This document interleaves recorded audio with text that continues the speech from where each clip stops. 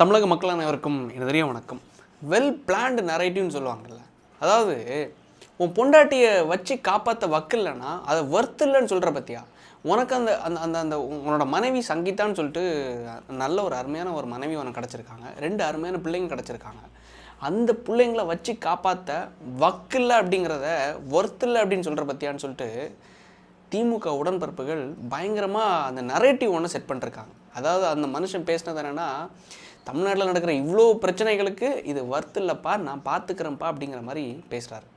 நான் ஒரே ஒரு விஷயத்தை மட்டும் பதிவு பண்ண விரும்புகிறேன். லாஸ்ட் ஒரு 2-3 நாட்களாக எனக்கு வந்து சில உடன்பிறப்புகள், நான் சொன்னால் தெரியும், சரி எனக்கு என்கிட்ட ப்ரைவேட்டாக பேசினனால சரி அதை டிஸ்க்ளோஸ் பண்ண விரும்பல. என்கிட்ட சில உடன்பிறப்புகள் என்னென்னா மெசேஜ் பண்ணி பேசியிருந்தாங்க, கட்சி அப்பாற்பட்டு. என்ன பிரதர், நீங்கள் இந்த விஷயத்தை நார்மலைஸ் பண்ண விரும்புகிறீங்களா? அதாவது விஜய் மற்றும் த்ரிஷா அவர்களுக்கு இடையில இருக்கிற இது வந்து கள்ளத்தொடர்பாக, இந்த கள்ளத்தொடர்பை நீங்கள் நார்மலைஸ் பண்ணிட்டீங்கன்னா இந்த ஒட்டுமொத்த ஜெனரேஷனை நீங்கள் கெடுக்குறீங்களா?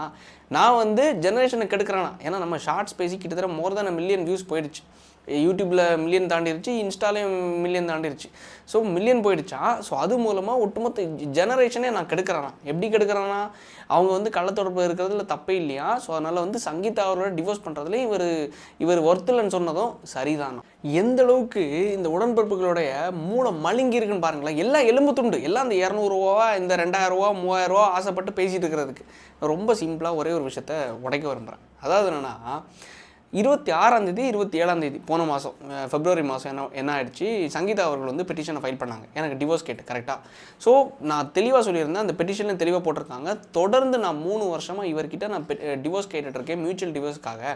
ஸோ ஒன்றா டிவோர்ஸ் கேட்டுட்டு இருக்கிறத அவர் வந்து கொடுக்க மறுக்கிறதுனால நான் இந்த டிவோர்ஸை வந்து அப்ளை பண்ணியிருக்கேன் அப்படிங்கிற மாதிரி போயிட்டு இருந்துச்சு. ஸோ இத்தனை வருஷமாக டிவோர்ஸ் இவங்களுக்கு 2 பேருக்குள்ளே போயிட்டுருக்குங்கிறது எல்லாருக்குமே தெரிஞ்ச ஒரு விஷயம், கேட்டுட்ருக்காங்க அப்படிங்கிறது. ஓகேவா.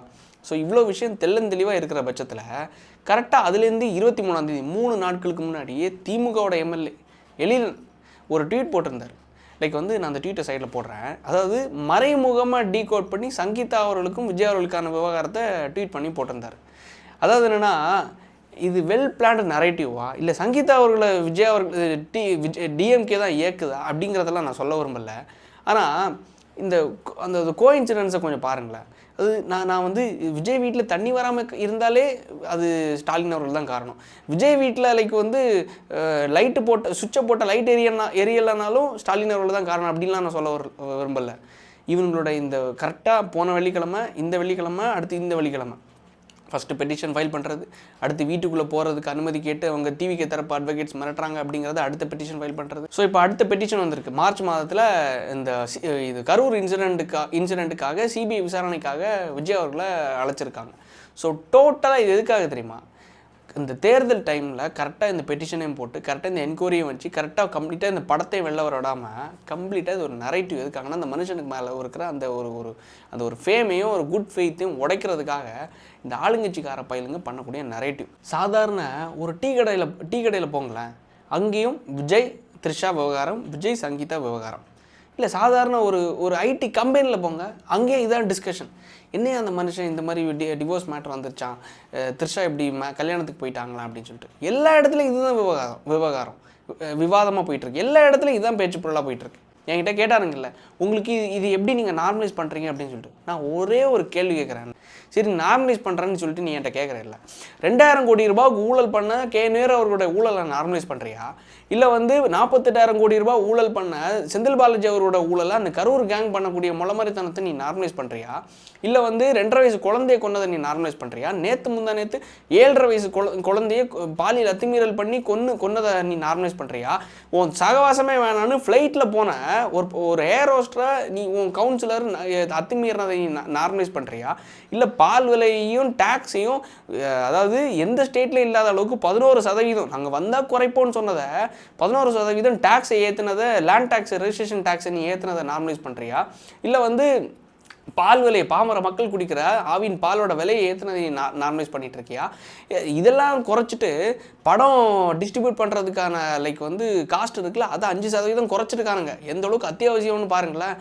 எதை ஏற்றிட்டு எதை குறைச்சிருக்காங்க பாருங்கள். அதாவது பட்டியலின மக்கள் குடிக்கிற தண்ணியில் வேங்க வெயிலில் மரத்தை கலந்தாங்கல்ல, அதை பற்றி யாருமே பேசலை. இதுக்கு தீர்வு கிடச்சதான்னு கேட்டால் அதுவும் வரல.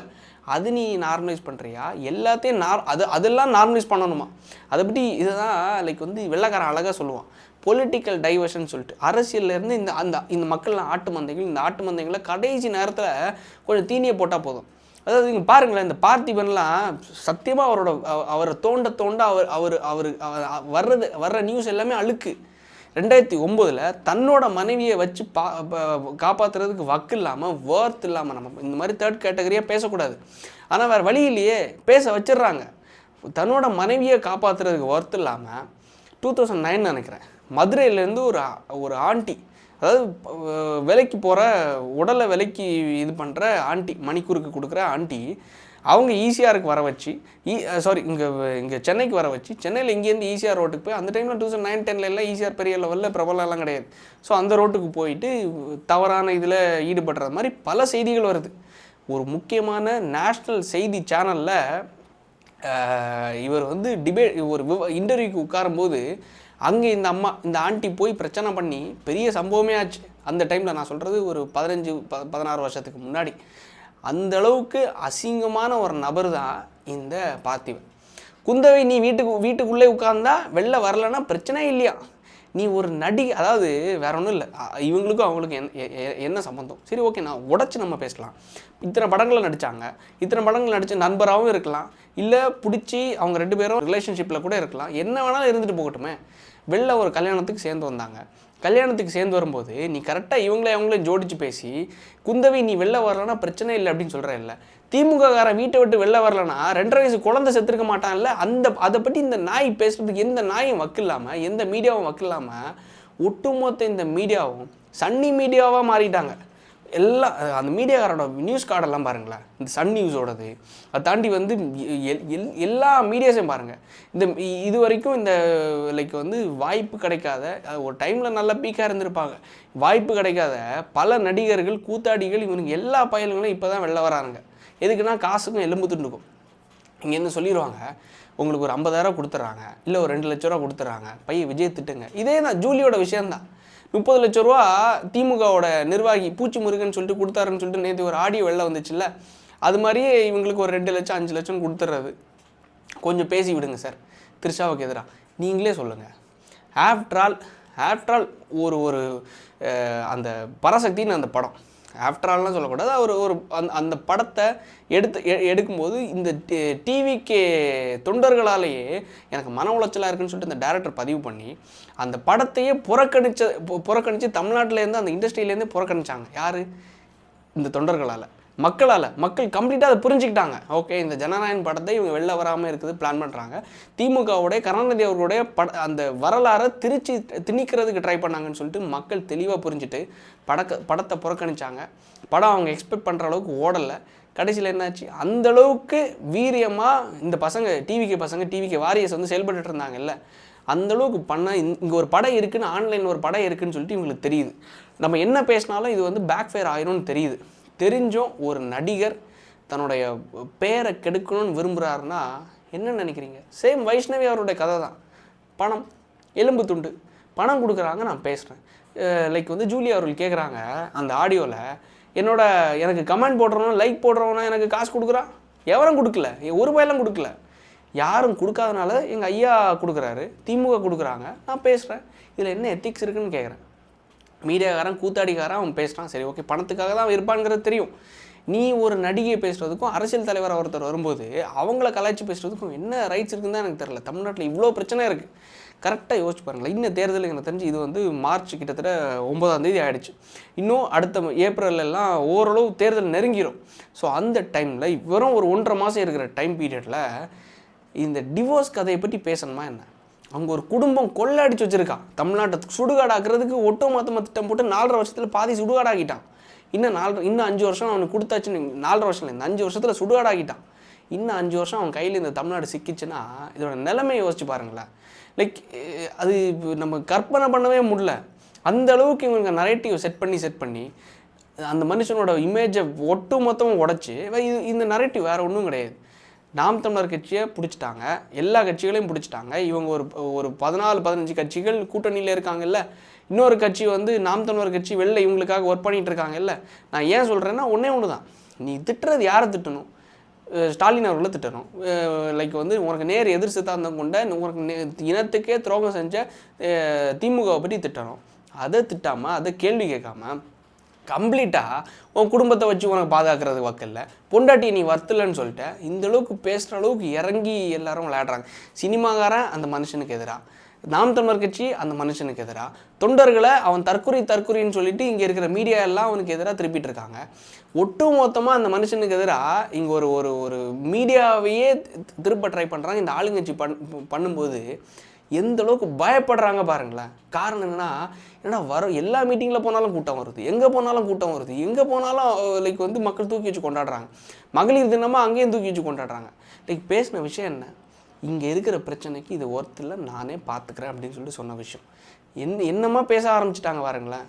இந்த சினிமா கூத்தாடிகளும் இங்கே இருக்கிற கொத்தடிமைகளும் எனக்கு டெக்ஸ்ட் பண்ணி, உங்களுக்கெல்லாம் ஒரு எத்திக்ஸ் இருக்கா, நீங்கள் ஒரு ஜெனரேஷனே நீங்கள் மாற்ற ட்ரை பண்ணுறீங்க. எது ஒரு பொண்ணை வச்சுட்டு இன்னொரு பொண்ணை வச்சுட்டு நான் அதை ஆதரிச்சிட்ருக்கேன்.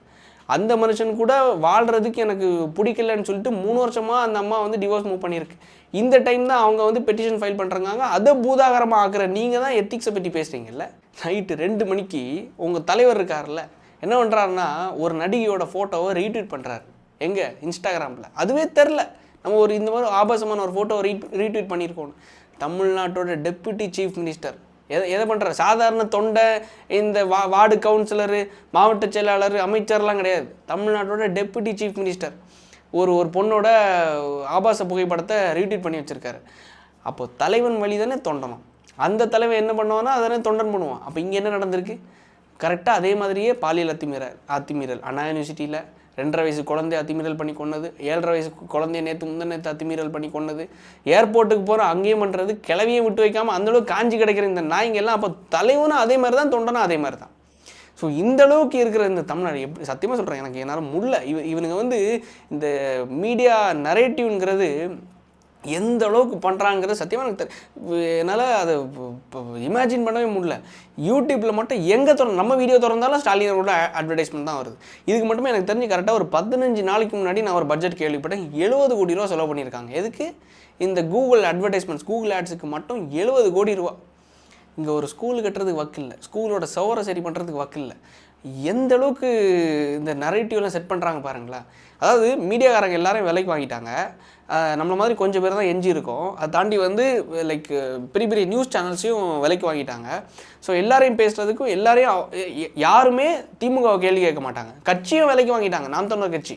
ஸோ யாருமே திமுகவை கேள்வி கேட்க மாட்டாங்க.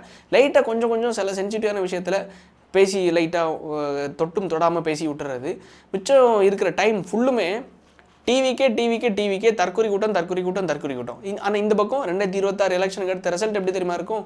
ஐயா ஸ்டாலின் அவர்கள் அவங்க எல்லாரோட தயவில் திருப்பியும் முதலமைச்சர் ஆயிடுவார். திருப்பி மறுபடியும் என்ன பண்ணுவாங்க தெரியுமா? டிவிக்கே திருப்பி அவங்க எல்லா கொலைகளையும் மொழ மாதிரி தானே எல்லாம் அந்த ஆட்சியில் நடக்கும். அதை நம்ம வேடிக்கை பார்த்துட்டு இருப்போம். நம்ம தான் அனுபவிச்சுட்டு இருப்போம். தயவு செஞ்சு இந்த சோகால்டு திருப்பி நம்ம டெய்லி சொல்கிறது தான், இந்த நடுநிலைவாதிகளையும் சரி, இந்த மாதிரி மீடியா பரப்புகிற விஷயங்களாக இருந்தாலும் சரி, இவங்க பண்ணக்கூடிய ஒவ்வொரு அந்த விஜய் அவர்களுடைய அந்த ஒரு குட் நேம் இருக்குல்ல, அதை கெடுக்கணும். அது பண்ணுறதுக்கான எல்லா வேலையும் இவனுங்க பண்ணிகிட்டு இருக்கானுங்க. அதை தயவு செஞ்சு பார்த்து நம்பிடாதீங்க. ஆனால் இவனுங்க பண்ணுற நரேட்டிவ் இருக்குல்ல, அதை பார்த்து தயவு செஞ்சு நம்பிடாதீங்க. காரணம் எல்லாமே வெல் பிளான்டு. போன வெள்ளிக்கிழமை, இந்த வெள்ளிக்கிழமை, அடுத்து இந்த வெள்ளிக்கிழமை, எல்லா வெள்ளிக்கிழமையும் கரெக்டாக பண்ணுறாங்க. அதுக்காக ஒரு கட்சியை வேலை பார்த்துட்டுருக்குன்னா இது யாரை ஜெயிக்க வைக்கிறதுன்னு நினைக்கிறீங்க?